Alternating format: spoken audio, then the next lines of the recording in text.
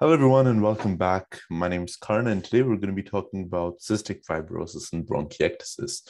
Now, both of these conditions aren't very high yield for your year level. CF, as you know, is more of a pediatric population disease, and you'd be studying this quite extensively during your pediatric rotation. But I guess the purpose of today is just to have some ground rules, and I would definitely say that the extent of what I'll be covering is a bit more than what you need to know, and I'll be pointing out kind of what's very easy to just move past and not worry about. So let's start with what's CF, and then we move on to bronchiectasis. So what is CF? So CF, or cystic fibrosis, is an autosomal recessive genetic condition that affects about 1 in 2,500 people. It's the second most common genetic condition after hemochromatosis, and 1 in 50 have the mutation. So it kind of makes sense if you do a cross, because you need to have 2 mutations to get the disease, because it's autosomal recessive, that 1 upon 50 times 1 upon 50 roughly comes out to about 1 in 2,500. You have a deletion or a defect in the, you don't have a deletion, you have a defect in the CFTR gene. And the CFTR gene stands for Cystic Fibrosis Transmembrane Conductance Regulator, or transmembrane regulator. And that's on chromosome 7.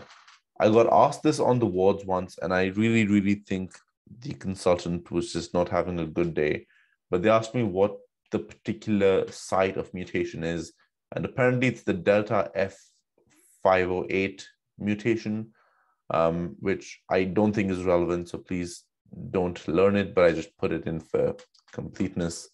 But I guess, why is that important? So what does the CFTR gene do, and how does it cause cystic fibrosis? So surprise, surprise, the CFTR gene controls a protein with the exact same name. So the CFTR protein. The CFTR protein has a role in the chloride ion channels, and most membranes have this channel. So what's going on here, and how do we have a faulty kind of channel? So we have issues with either reabsorbing chloride ions or secreting chloride ions, and this basically causes all the problems we talk about. So there's either a reabsorption problem or a secretion problem, and I'll try to kind of get a memory tool to help you figure out which one's going on. So let's start with the sweat glands, right? In the sweat glands, your sweat glands, basically, they pull back sodium and, they pull back chlorine. So your chlorine channels, or these channels we talked about, are, sorry, it's been a long day, are reabsorbing back chloride ions. With chloride, you also get sodium, and with sodium and chloride, you get water coming into the cell. And that's kind of the point, because you want to then kind of save up as much water as you can. And when you sweat, you don't want to lose electrolytes, right? So you want to pull back these electrolytes. And therefore, defects in this basically lead to very high levels of salt in the sweat. So you have salty sweat. And this is the premise of the sodium chloride sweat test, which is actually the confirmatory test for CF. Then you have all your other exocrine glands also being affected. Now, why do we have the other glands being affected? Well, because just like the sweat glands, they also have chloride ions. However, the role of chloride ions in them is a bit different. So unlike the sweat glands, which try to retain as much chloride as they can, the exocrine glands are a bit different. So because their main function is secretory, they try to secrete chloride and sodium and water into the lumen of places where they want to secrete stuff. So most of your pancreatic enzymes, most of your gastric enzymes work by the same principle. So it kind of makes sense to me, because this is secretory, this is kind of reabsorptive. Yeah, now there's going to be a lot of overwhelming stuff. So since this is a defect from birth, you will see symptoms from birth. Like, this is not one of those conditions where you kind of are born with and they present in their 30s. Like, it doesn't happen that way. You often present with systemic features. So in kids, you can present with failure to thrive or inability to put on weight, weight loss, systematically feeling unwell, loose stools, and failure to pass stools actually within the first 24 hours is a condition called meconium ileus. And that is typically associated with CF. Now, so we have things that we use to kind of pick up that makes us think, okay, this might be CF, but there are also things that, okay, we know CF patients are going to have across their lifetime.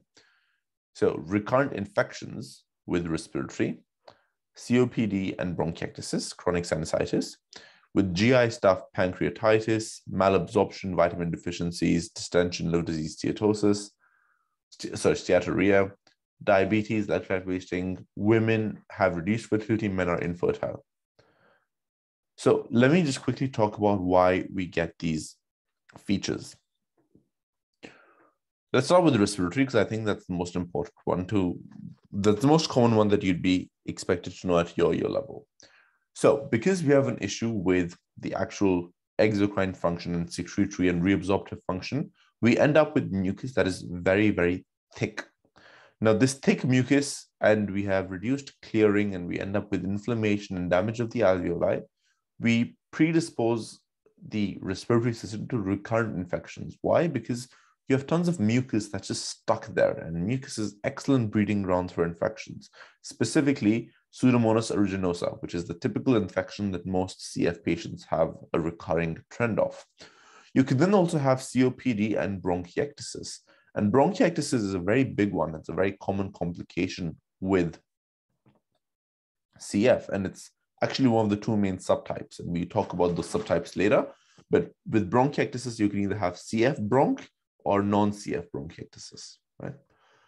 And then you have chronic sinusitis, because again, so it's actually rhinosinusitis, because again, you have an issue with the membranes, and any membrane that produces mucus is going to be affected.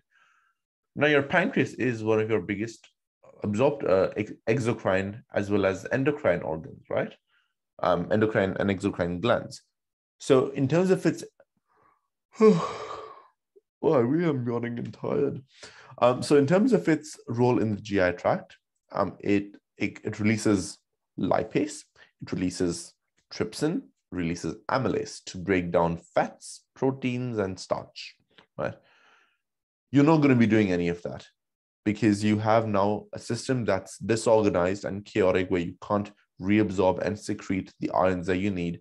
That's going to lead to the leakage of these digestive enzymes in places where it should not be. So around the pancreatic interstitial space into the bloodstream, that's going to cause pancreatitis. Now, because you don't have lipase actually going into the GI tract, you're going to have poor absorption of fats, as well as proteins, as well as starch, which is why you have failure to thrive in weight loss, because as much as you may be eating, you are not going to be absorbing much of it. Then you can have vitamin deficiencies, particularly vitamins A, D, E, and K, because those are the fat-soluble ones. You can then also have liver distension because of issues with liver disease. Sorry, you can have abdominal distension because of issues with liver disease and albumin production, and hypoalbuminemia puts you at a risk for ascites. And then you can also have steatorrhea, or fatty floaty stools, because you are not able to absorb the fats in your diet. They're just going to pass through, and you're going to have stools that are floaty and fatty. In terms of endocrine function, very similarly, you can have electrolyte wasting, because as we talked about in the sweat glands, you're not reabsorbing and holding on to sodium as you should. You can also get diabetes because of the effect of CF on the endocrine function of the pancreas. With the reproductive tract, the formation of spermatozoa and the travel of the oocyte down the fallopian tube is again moderated by ciliated epithelium, a lot of which is based on the production of mucus. Anything that affects mucus is affected. So similarly, in this case, men tend to be infertile and women tend to have reduced fertility. Now let's talk about newborn screening. So all newborns undergo a screening test for some common metabolic and genetic disorders. This is through a test called the Guthrie heel prick test. It looks for a whole range of stuff, but a few important ones I think are relevant to know include cystic fibrosis, congenital hypothyroidism, which is a huge one that should never ever be forgotten, phenylketonuria, and galactosemia, and there are a few others, but not relevant for you guys. It does pick up CF by measuring the levels of trypsinogen in the blood. Now, if you go back to what was happening in the pancreas, we mentioned how the trypsin, the trypsinogen, and the lipase is not getting excreted through the pancreatic duct into the GI tract. What's happening is it's flooding the interstitium and flooding into systemic circulation. And therefore, you would have high levels of trypsinogen in the blood. The confirmatory test, however, is the sweat test. So what we do is we apply pilocarpine and electrodes to the skin, as you can see in the picture, to induce sweating, and then measure the concentration of chloride in the sweat. Any concentration that's greater than 60 millimoles per liter indicates that this person has an issue with reabsorbing sodium, with reabsorbing chloride, and therefore is confirmatory. And in these patients, you can then also perform genetic testing to look for further mutations. In terms of treating CF, it's very, very supportive based. So we go back to our list of complications and we treat all of them. So failure to thrive weight loss, put them on a high fat, high calorie rich diet. Respiratory, because they have excessive mucus, we want to use mucolytic agents. We want to give them physiotherapy regularly. And if they have recurrent bouts of infection, we might consider long-term prophylactic antibiotics. With gastrointestinal stuff, again, for the deficiencies in malabsorption, we want to give them a fatty diet, which is calorically very dense. We also, for the reduced pancreatic function, we might give them pills which actually contain pancreatic digestive enzymes, which would help. Endocrine, obviously reviewing them regularly, blood sugar measurements, and managing their diabetes if it does arise, and then early intervention when it comes to the reproductive system, because a lot of this damage is accumulatory, and therefore, if you're able to pick something up early, you can always, not always, but in some cases, salvage some cells, because salvage some sperm, because for the males, the issue is not with production or spermatogenesis, it's actually with the transport. So you can often harvest sperm and perform artificial insemination. Cool. But I don't think that's going to be super high yield for third-year exams. Now let's talk about bronchiectasis. The bronchiectasis is defined as an irreversible process of airway dilation caused by cycles of bronchial inflammation. I think I read this once and I was as confused as I was before reading this, maybe a bit more. Didn't really understand what was going on. So I had to look it up. So what's going on here? So we have firstly some initial insult to the bronchus. This can be in the form of inflammation or an infection. Also, conditions like COPD can do something very similar. This inflammation prevents the clearance of mucus normally, right? Normally, you should have a system where you clear mucus. You should have a nice epithelium nice ciliated epithelium that's able to clear this. But with damage to that epithelium, you have reduced clearance. Now, with reduced clearance, you have reduction in the effective size of the lumen, right? Because if you look at this picture here, if there's mucus all around the walls, it's going to lead to a much narrower luminal space. And what is your bronchus going to do? Well, it's going to dilate and open up a bit to hopefully let more air in. Over time, this dilation further causes inflammation. This inflammation further causes more mucus, and the same thing happens over and over again, to the point where the dilation that was once a compensatory mechanism becomes more permanent, right? And it keeps repeating. Now, what actually causes this? So as I said earlier, we can broadly divide bronchiectasis into CF and non-CF. Now, how does CF lead to the process? Now, as I said, you start with inflammation or infection, then have issues with clearing mucus. With CF, we just jump to step 2. With CF, you don't need an infection to have issues with mucus, because as we know, CF already has issues with mucus. So you just jump to step 2, skip step 1, and the exact same thing happens. But then you also have non-CF causes like COPD, tumors, alpha-1 antitrypsin deficiency, and then autoimmune causes that can cause inflammation without infections. So COPD, alpha-1 antitrypsin can also cause COPD. Tumors can also, so COPD and alpha-1 antitrypsin both lead to COPD, and that puts you at a high risk of infections. Tumors can either be compressive and cause local inflammation, or people who are immunosuppressed because of their tumors may have infections. With autoimmune processes, again, it's mostly inflammatory and not infective. So how do the patients present? The most common reason bronchiectasis patients present is because of a chronic cough with high levels of mucopurulent sputum. Now let's think of some other causes of a chronic cough, because when you are a GP or you are a respiratory physician or an intern and you have a patient coming in with this cough that's been going on for way too long, you need to ask yourself a few questions and have a differential list. So what could this be? It could be COPD, cancers, asthma, heart failure, TB, sarcoid, medication-induced, and bronchiectasis, right? These are just some other things apart from bronchiectasis that it could be. And then I want you to think to yourself, well, okay, how would COPD present? Well, I know COPD is usually a dry cough, not a wet cough, right? A wet cough makes me think things like potentially heart failure, potentially TB, potentially some chronic pneumonias, empyemas. And then always ask your cluster questions for each one of these. Some other symptoms that you should be aware of and signs. So wheeze, rhinosinusitis, because of a very similar process happening just more proximally. Dyspnea, as you can imagine. Hemoptysis is an interesting one because with the dilation and with the inflammation, you can often have microabrasions or tearing of the superficial vessels that can present with mild hemoptysis. Clubbing is a big one that partly has a role with the hypoxia. In one of my lectures, I don't even remember which one, I go through why you get clubbing, like what's the actual pathophysiology behind clubbing, but I really don't think you care about clubbing or what happens with clubbing at this very moment, so I'm going to spare you that.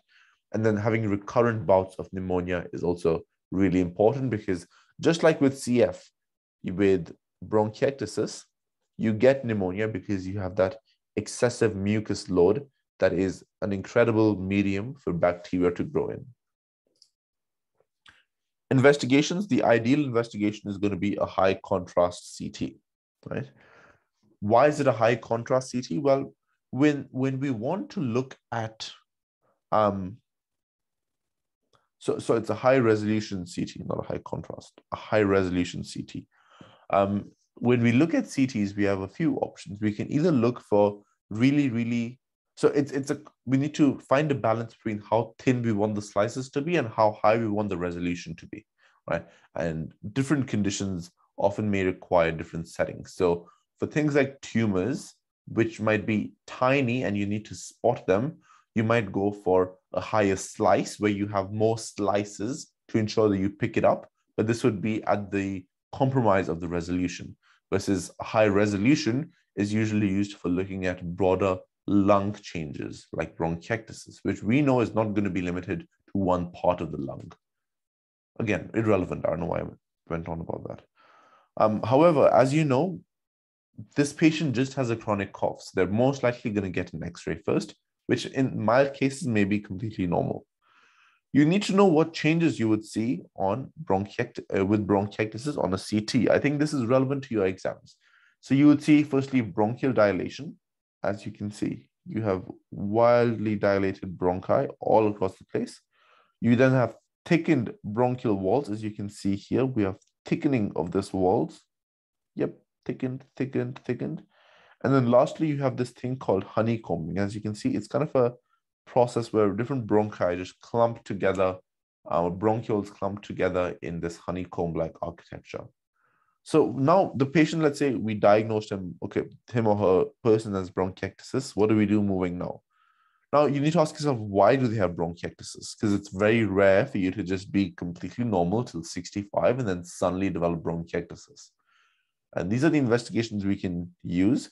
Again, I'm not going to go through each one of these right now, but if you just go back to our list and look at these, it will make perfect sense, because all of these basically just go and assess our different causes of a chronic cough, or some potential confounders or things that can lead to bronchiectasis, or may present very similarly to bronchiectasis, and we want to rule them out.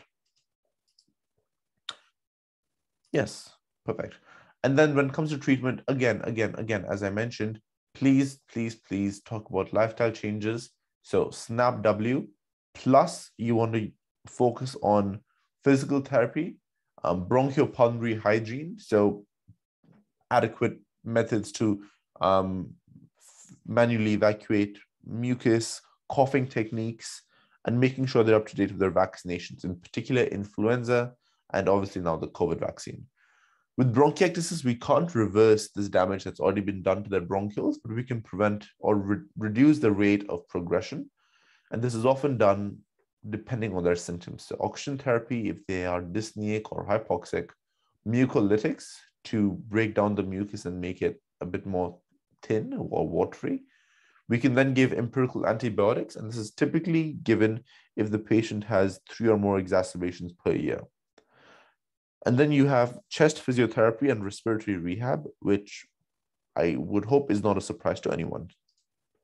And that's all we had for CF and bronchiectasis. Thank you all for coming. As always, if you have any questions, check me an email or send me a message on Facebook. More than happy to answer them. And as always, please look after yourself and please look after your loved ones.